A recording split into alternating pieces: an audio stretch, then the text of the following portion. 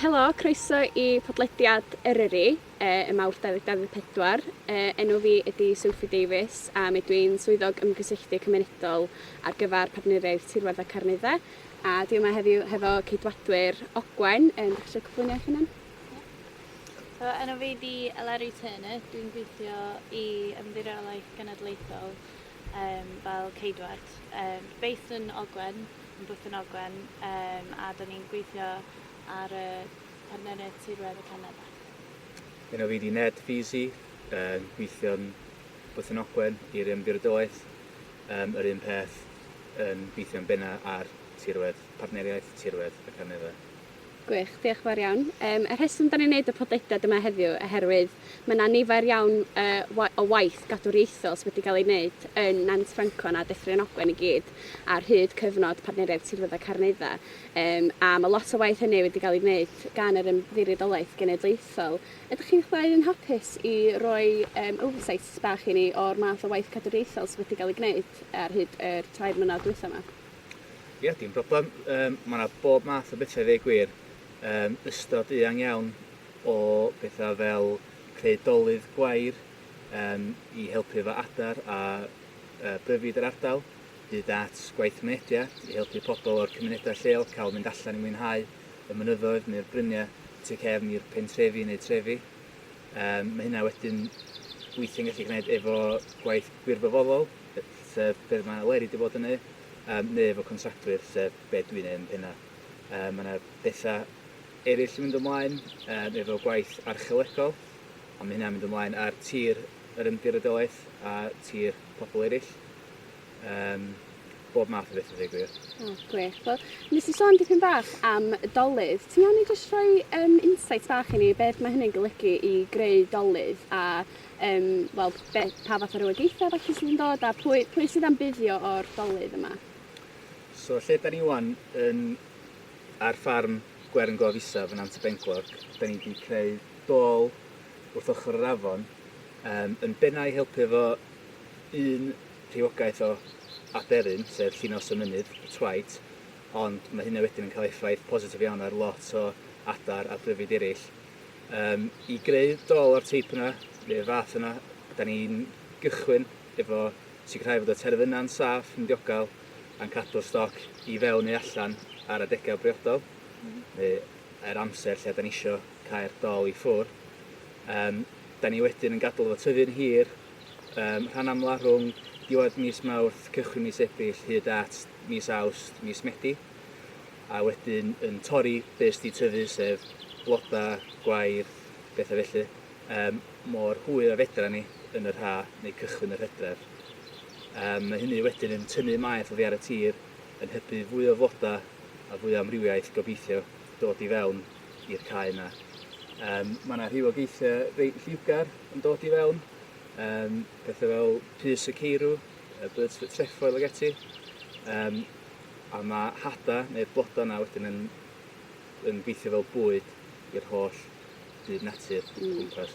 Wel, mae'n syniad o broses fawr a mae'n dda iawn bod dolydd yn fuddio gymaint o bioamrywiaeth felly yn yr ardal ac yn enwedig ar gyfer Llunos y Mynydd hefyd sydd yn aderyn sydd yn rili bwysig i ni yn y Carneddau. Nes ti sôn dipyn bach ar gyfer gwaith gwirfoddoli mae Eleri wedi gwneud. Mae'n syniad o broses fawr. Ydy'r gwirfoddolwyr yn gallu helpu efo'r broses fel yna? Pa fath o waith ti'n gwneud efo gwirfoddolwyr, Eleri?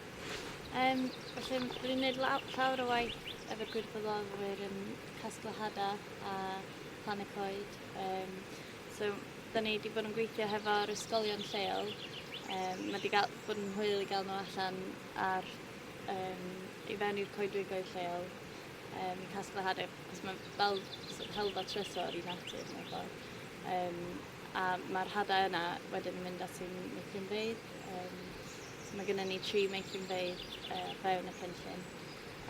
A gewch hynna tyfu ymlaen i fod yn coed sydd gewch plannu allan. Ella hefo ysgolion neu grwpiau cymuned o'r lleol i dod allan a plannu nhw ar y cymunedau neu ar y ffermydd sydd gennym ni tenantiaid National Trust. Wel, meithrinfeydd coed.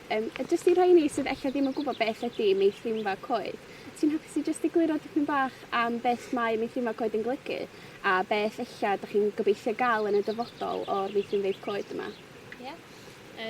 So, da ni wedi cychwyn efo, mae gennym ni 3 meithrinfa coed sy'n chydig bach yn wahanol. Mae gan rhai nhw polytunnel, felly maen nhw'n llefydd addas iawn i tyfu coed o had, gan fod yn lle reit damp ac yn gynnes. Ond wedyn pan mae'r coed wedi tyfu bach mwy, mae'n dda i cael nhw i tyfu tu allan, fel bod nhw'n ymdopi efo'r tywydd mae gennym ni yn Gymru ar gwyntoedd cryf. So mae hynna'n cryfhau'r coed. Felly mae rhai o'r meithrinfa jyst yn plots tu allan, lle da ni efo raised beds a'r coed mewn potiau. A wedyn mae'n lot o gwaith i ailpotio, i chwynnu, jyst cadw gofal ar y coed yma. Neud siŵr bod nhw efo system dyfrio yn iawn yn y ha. Ond fel ar Turkey, maen nhw'n digon hapus. Wel, mae'n syniad lot fawr iawn o gwaith mewn. Ned, nes i sôn dipyn bach am contractwyr ac Eleri, ti wedi sôn am gwirfoddolwyr. Gennych chi grwpiau eraill sydd yn helpu chi efo'r holl waith yma sydd yn mynd ymlaen yn y dyffryn?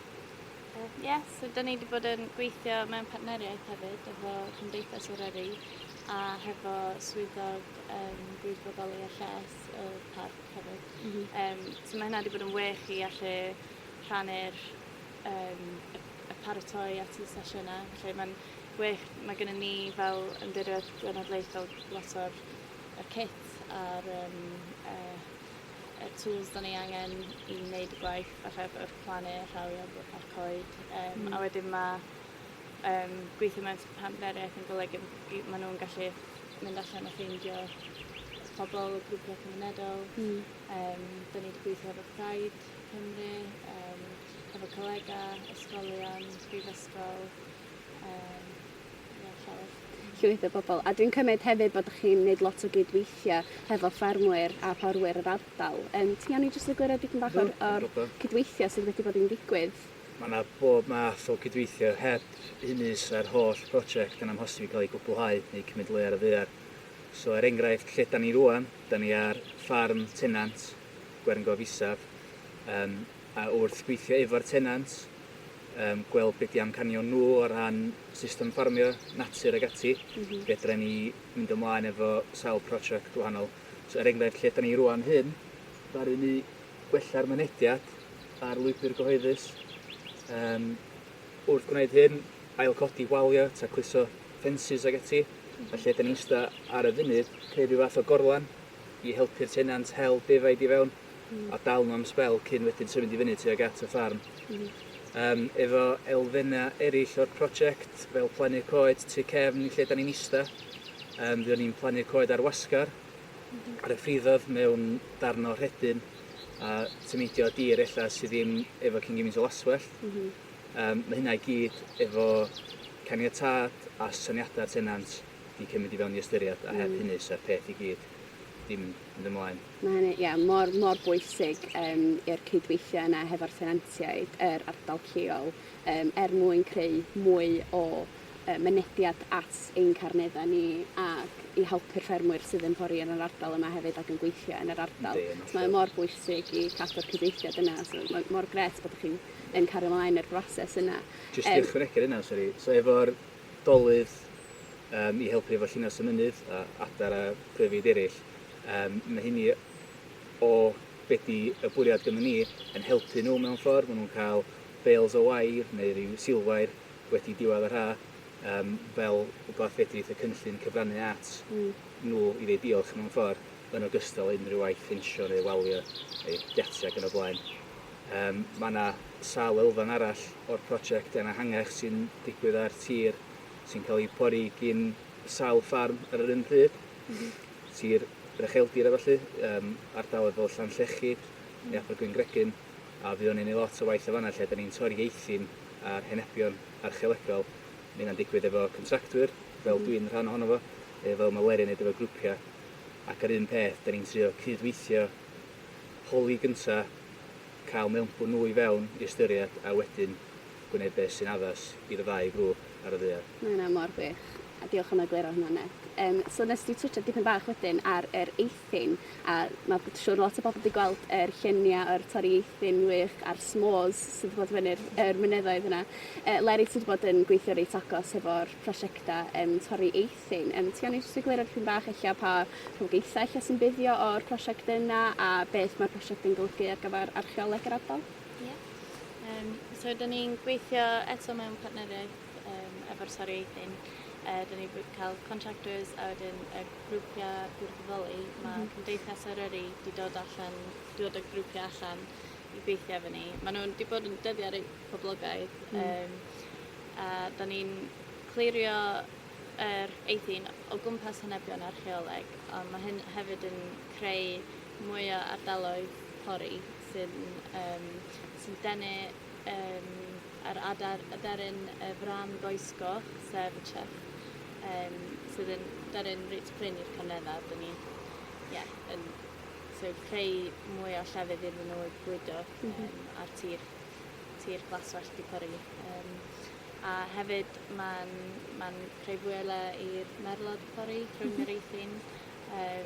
A da ni wedi gweld yn barod pan da ni fyny yna yn gweithio, mae natur yn gwmpas yna. Mae'n un wych. A jyst un peth amdano'r coed nes i sôn am genna, Ned. So wrth gwrs mae dipyn o goed wedi cael ei blannu wrth gwrs. Sut ydych chi'n gwybod lle i blannu coed penodol? Neu oes yna rywogaethau penodol ydych chi'n defnyddio ar gyfer plannu'n y Carneddau? Neu ydych chi pick a mix bach o'r goed? Wel, da ni'n plannu coed sy'n brodorol i Gymru. A mae'n bwysig iawn, da ni'n plannu'r coed yn iawn, yn lle iawn. Felly, da ni'n plannu coed fel gwern a helyg yn llefydd wlyb neu ar ochrau afonydd. A wedyn coed bach fatha coed draen a coed criafol fyny ar y llethra lle mae bach mwy pregog. A wedyn ffocysu ar llefydd lle mae'n lot o rhedyn a plannu coed derwen a bedw. A mae hynna'n y llefydd fysa coed yn tyfu yn naturiol. Wel, diolch yn fawr iawn. Da ni mor ddiolchgar o'r gwaith cadwraethol sydd wedi cael ei wneud yn Dyffryn a'r Carneddau i gyd ar y cyfan, yn enwedig yr gwaith cydweithio gyda porwyr, gyda y gwirfoddolwyr, yr cyrhoedd lleol. Jyst un cwestiwn yma cyn ni orffan. Ydych chi eich egluro dipyn bach o pam bod yr gwaith yma i gyd mor bwysig ar y cyfan i y Carneddau ac i cadwraeth yn gyffredinol? Mae'r prosiect wedi bod yn llwyddiannus yn clymu sawl agwedd wahanol o waith oedd yn mynd ymlaen yn barod ar i'w radda, ond ella dim cweit cyn gymaint ohono fo, a dod ar cwbl lot at ei gilydd, yr archeoleg, y mewndirodd, yr elfennau o'r amaethu sy'n mynd ymlaen ar y Carneddau, a'r coedwig, a clymu'r cwbl lot at ei gilydd wrth cael pobl allan i fwynhau, sef grwpiau, ysgolion a pobl allan yn cerdded.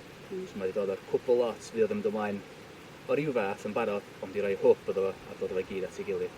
Wel, mae'n gret. Diolch yn fawr iawn i chi ddau am siarad efo ni ar Bodlediad Eryri. Diolch yn fawr.